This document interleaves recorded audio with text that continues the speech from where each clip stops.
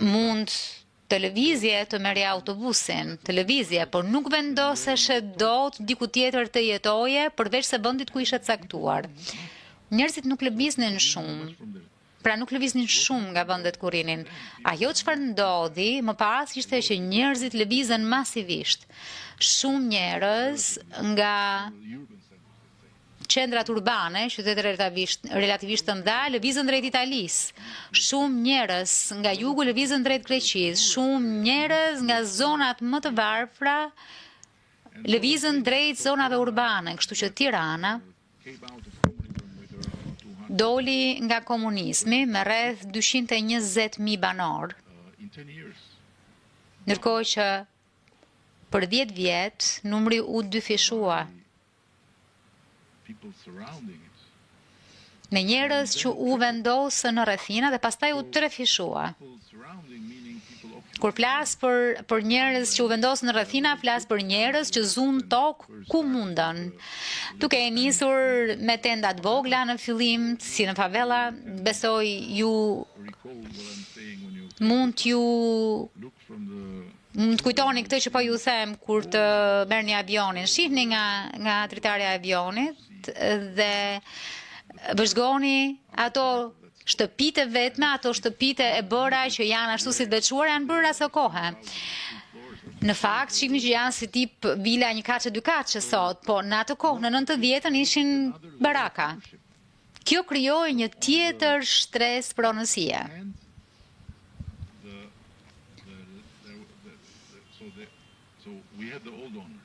Pra, kishim ish pronarët, pastaj në 91-shin parlamenti ndori një ligj që parashikonte aktin e përdorimit të tokës për çdo bujk, për çdo farmer sepse s'kishte më kooperativa. Pra nuk ishin pronar, por mund të merrnin tokën në përdorim. Tani në këtë tokë kishte edhe ndërtesë, pra kishim një stres të tretë. Kjo krijoi shumë tensione, shumë probleme dhe me qëra fjala, ajo çfarë ka ndodhur me këtë pronarin në Zvërnec nuk është histori e veçuar. Janë histori të ndodhura shumë herë, sidomos gjatë ndërtimeve në Bregdet, ku ke një pronar që ka një titull pronësie, ti bën një marrëveshje me të dhe pastaj shfaqet dikush tjetër që thot, jo, kam qenë unë pronari, po në 90-ën ja kanë dhënë këtij, po ndërkohë që më përket mua. Dhe pastaj kjo shkon përmes proceseve ligjore pa mbarim, por në thelb tashmë po i bëjmë të gjitha bashkë, po digitalizojmë kadastrën, kemi mbështetje financiare nga BE-ja dhe bashkë me këtë mbështetje e ekspertizë të mirë, po e mbyllim këtë hendek. Synojmë që në fund të 2028-s të kemi një kadastër të digitalizuar, të paktën nuk do të kemi më pronësi që lëvizjen apo që janë të pasigurta. Jeni në rregull me mua? Çdo gjë e qartë? Jo. Dëgjoj. Dëgjoj. Ka një arsye që je nga Rumania. Për ishullin e Sazanit. Po, çfarë kërkon të dish për ishullin e Sazanit? Ka një projekt edhe një herë, prap. Për ishullin e Sazanit, a ka plane për të? Po e thash qysh në fillim. Ju a thash qysh në fillim. Plan për të zhvilluar. Po sigurisht, e thash qysh në fillim, ka 2 vend ndodhje. Dallimi midis të dyjave është që ishulli i Sazanit është tokë publike, nuk ka pronar, fal Zotit atje, është shteti pronar. Ndërsa flasim, u bën 3 vjet tani,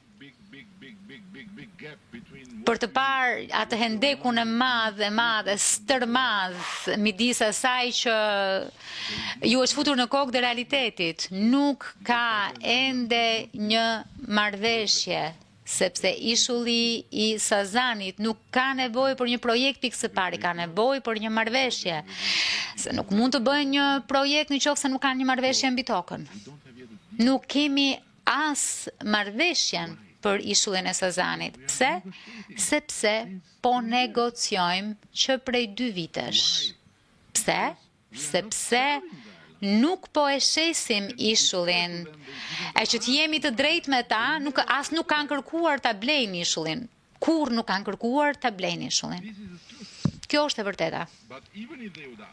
Por edhe po të kërkonin, ne kur nuk na ka shkuar ndonjëherë në përmend alternativa për të shitur ishullin. Po me çfarë ka të bëjë marrëveshja? Ka të bëjë me sipërmarrjen e përbashkët midis investuesit dhe Republikës së Shqipërisë. Një sipërmarrje e përbashkët. Ishulli ju përket shqiptarve, i përket Republikës së Shqipërisë dhe do të vazhdoj të jetë pasuri e Republikës së Shqipërisë. Po sigurisht, aty ku do të ndërtohet, do të ketë pronësi të objektit, si për shembull ata që janë përballë tu janë pronar të apartamenteve, po jo të bulevardit. E njëjta logjik vlen dhe po negociojmë. A e kuptoni pse jam,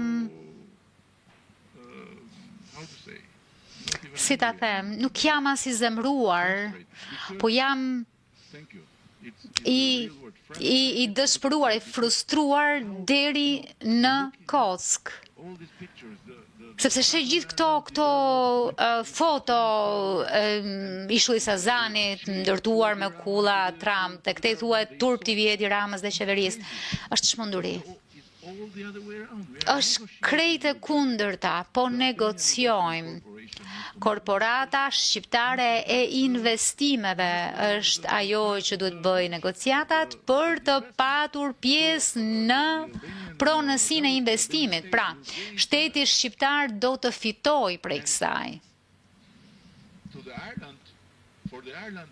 Për ishullin nuk kanë